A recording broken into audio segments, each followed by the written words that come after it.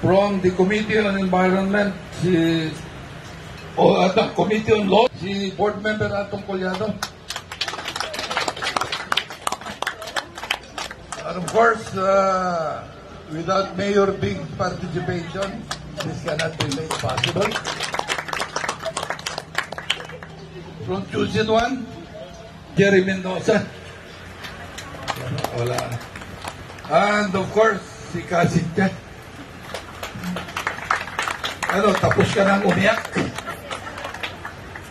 Ito ay, I have christened her Crying Lady Part 2. Kilala niyo si Crying Lady Part 1? And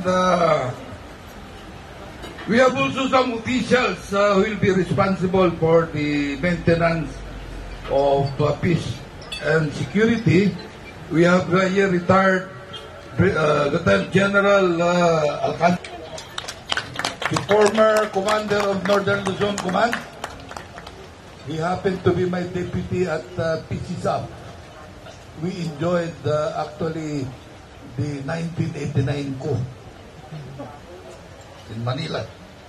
General Rafaan from the Philippine Marines. Of course, the barangay officials of Botolan. Pati lakpak. Ikaw lang magkakaroon ng ano rito.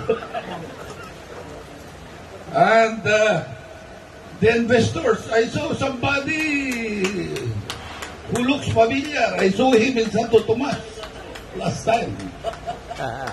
But welcome to Bukaw. At sa lahat ng mga taga-Sambales, alam nyo kung meron mang malaking tulong para sa Sambales,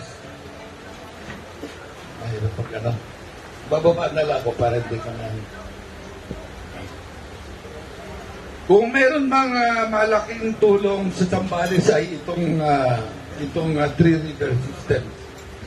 And we expect that the operations will be for the next 20 to 35 years. So for those who are 70 years old, you better live for another 35 years. And this is unprecedented because Dow number 13 paved the way for the further restoration of the river systems in the whole country, where the Secretary of the Department of Environment and Natural Resources issued another important department administrative order covering all the river systems in the Philippines. Pero problema, kinopya lang nila itong sa Sambales. Tama? Pwede ba magpabayad? Copyright.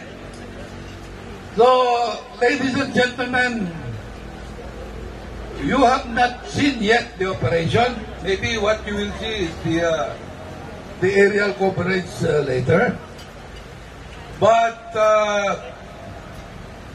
I would like to invite each and everyone, especially those who are not from here, to visit us once in a while to see for yourselves how we do it here. Kaya Kasinja, huwag kang magkamali, At andiyan ba si Domeng? The engineer of Sambales. So sa inyong lahat, I'm running thoughts. So mas maganda siguro itigil ko na ito para matuloy na. Kumbaga sa sayawan ito, bakit sabi nila daldal ng daldal ito?